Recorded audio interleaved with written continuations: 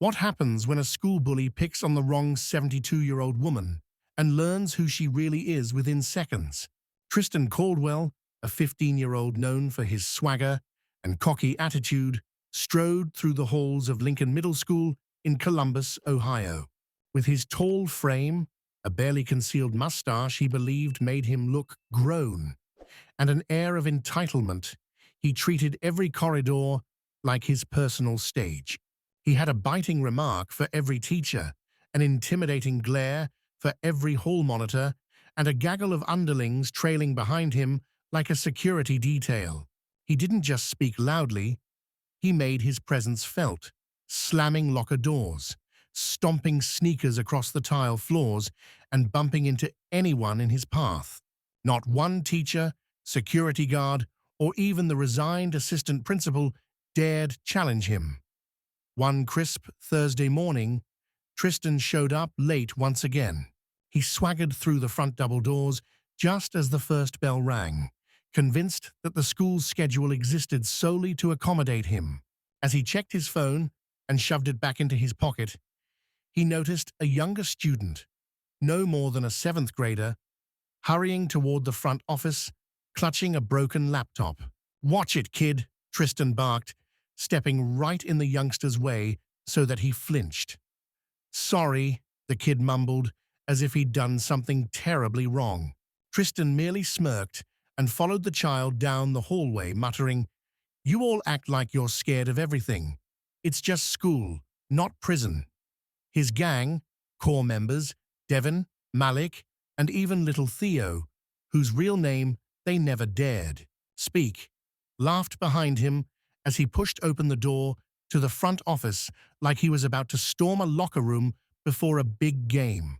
Inside, there was no particular reason for Tristan's presence. He simply craved mischief. "Yo, do you have any clues in here?" he joked, eyeing the room and making a comment about the aroma. "Smells like someone's grandma just finished baking." That was when he noticed her, standing quietly next to the receptionist's desk, facing away so as not to meet his gaze, was an older woman dressed smartly in a deep burgundy skirt suit, with black flats and a wide-brimmed hat decorated with subtle rhinestones that shimmered beneath the flickering fluorescent lights. Without even looking up, she straightened her posture, shoulders squared, head held high. Tristan couldn't resist. "Who's this? Grandma?" he jeered, calling out. "Is this Miss Carter from the neighborhood?" Laughter rippled through the room, but the woman remained unmoved, determined to provoke a reaction. Tristan advanced until he brushed against her deliberately as he walked behind her to lean on the counter. Still, she did not budge. From the doorway, one of his cronies, Devin, whispered, "Man, cool it. But you know she's not like the others." Undeterred, Tristan raised his voice. "Aren't you supposed to be in a retirement home or something? You lost, ma'am. This time, you're out of your league." His tone was louder now, attempting to impress his gang. At that moment, the older woman slowly turned around, her eyes, piercing and unyielding, fixed on Tristan as if they were lasers. For a split second, silence fell. Then, in a calm but firm tone that cut through the noise like a blade through marble, she said, "I suggest you step back, young man." Tristan blinked, caught off guard by the steady gaze that made his bravado flicker. He tried to laugh it off. "Nah, I'm fine," he replied, edging even closer. "You don't know who you're messing with." A slight smile touched her lips, a smile that was not warm, but hinted at a lesson about to be taught. "Do you?" she asked, her voice low and measured. "Because I believe you're about to find out the hard way." Before Tristan could muster another sneer, the quiet in the office grew heavier.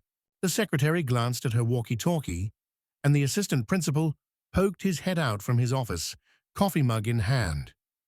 They all sensed that something was amiss, something Tristan hadn't yet grasped. Miss Carter, Devon whispered nervously. I think you should let Principal Jennings know you're here. The room tensed further as Miss Carter turned toward the secretary. Please inform Principal Jennings that I have arrived, and tell him Sergeant Morgan is here as well, she said. Tristan's smirk faltered. Sergeant, what? He muttered, as his eyes widened slightly. The secretary's eyes sparkled for a moment in understanding. This was no ordinary old lady. Principal Jennings, a man resigned to the ways of the school, had once spoken of Sergeant Morgan with respect and a touch of awe. The air in the office shifted perceptibly, and Tristan attempted to play it cool. Wait, hold up. Sergeant, huh? He repeated, trying to laugh it off, but his tone betrayed his growing discomfort. Miss Carter's gaze hardened as she addressed him again. I served 22 years in the army, and I have seen far worse.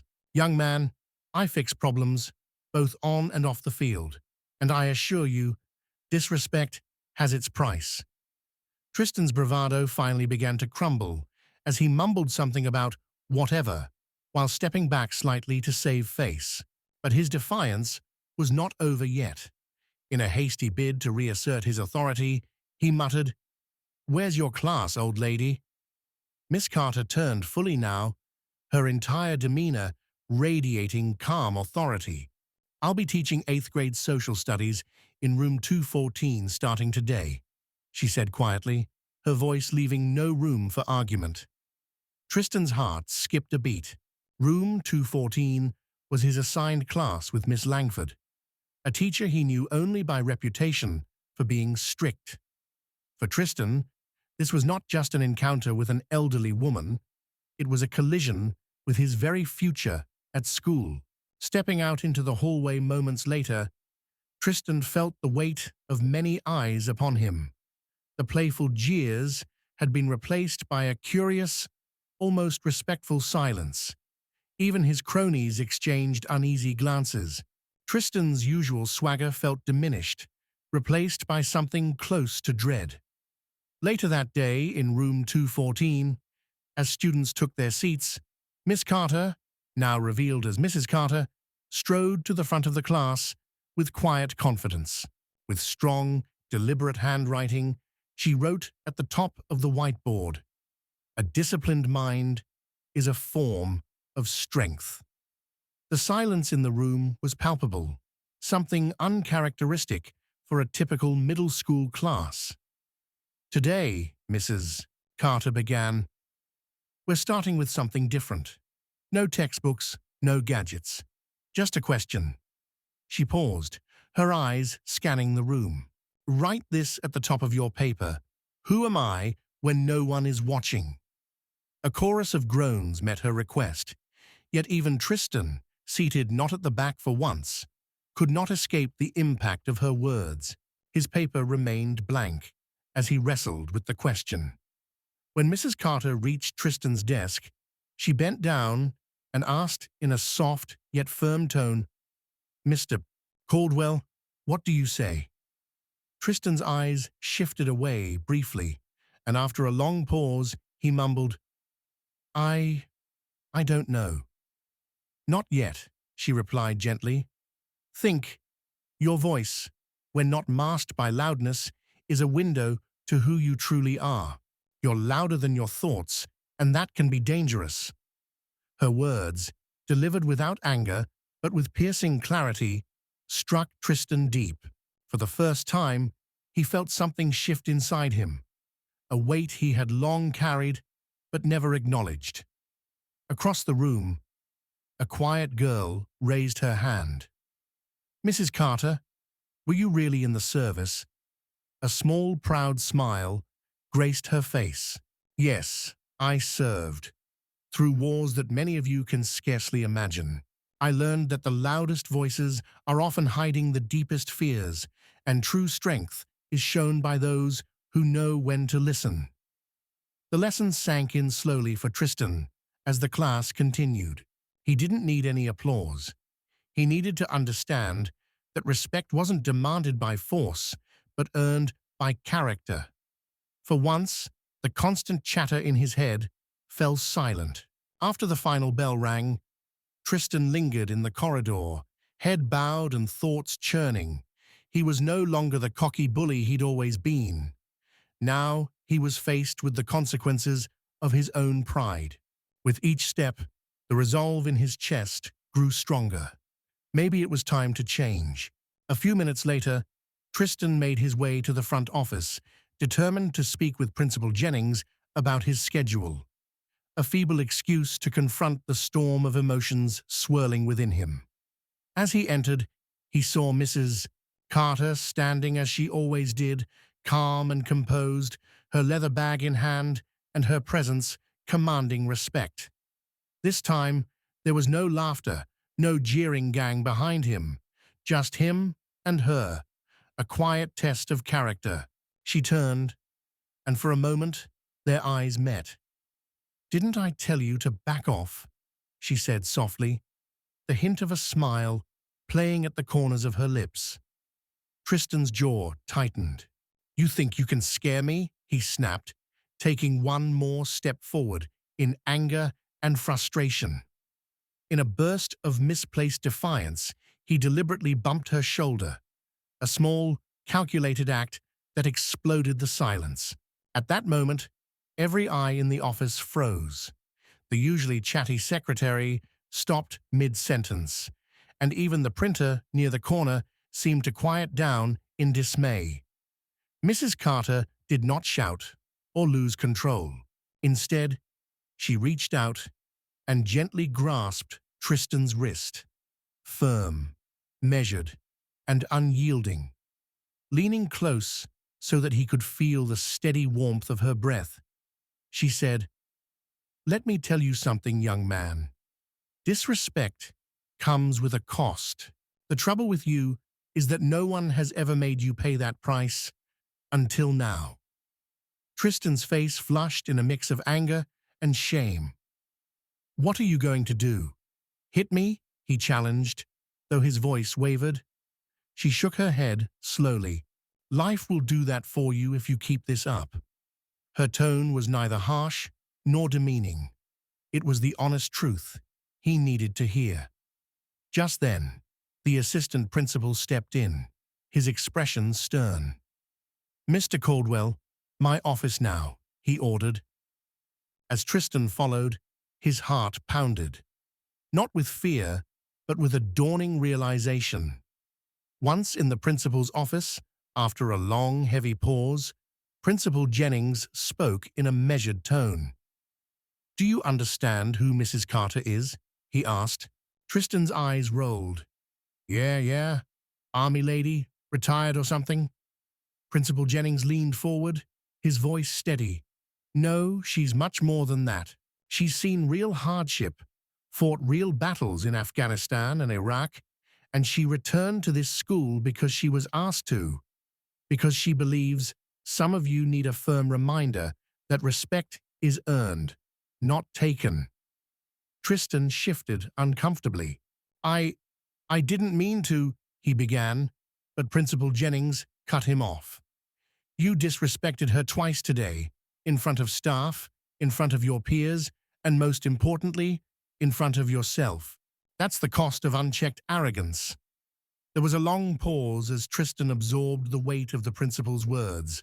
"You can either keep thinking the world owes you something, or you can learn to earn respect the right way," Principal Jennings continued.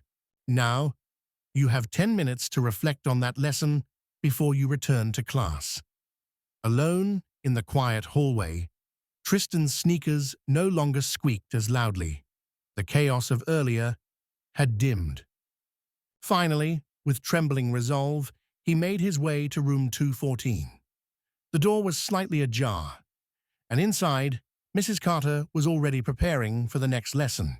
Without any theatrics, Tristan entered and took a seat, not in the back, but near the front, where every student could witness his silent commitment to change. As class began, Mrs. Carter shared a story from her early army days, a tale of resilience, of finding strength in silence, and of understanding that the loudest voices sometimes hide the deepest fears. A strong man learns to listen, she concluded, glancing gently around the room. And sometimes the bravest thing you can do is to admit that you need to change. That day, Tristan Caldwell learned a lesson that no textbook could teach, a lesson in humility, self-reflection, and the lasting power of respect. And as the final bell rang, he approached Mrs. Carter quietly and said, "Thank you." Without a word, she reached into her bag, pulled out a small folded paper, and handed it to him. On it was inscribed, in bold, resolute handwriting, "The loudest voice is not always the strongest. Sometimes it masks the one most in need of being heard." Tristan folded the note carefully and tucked it into his pocket.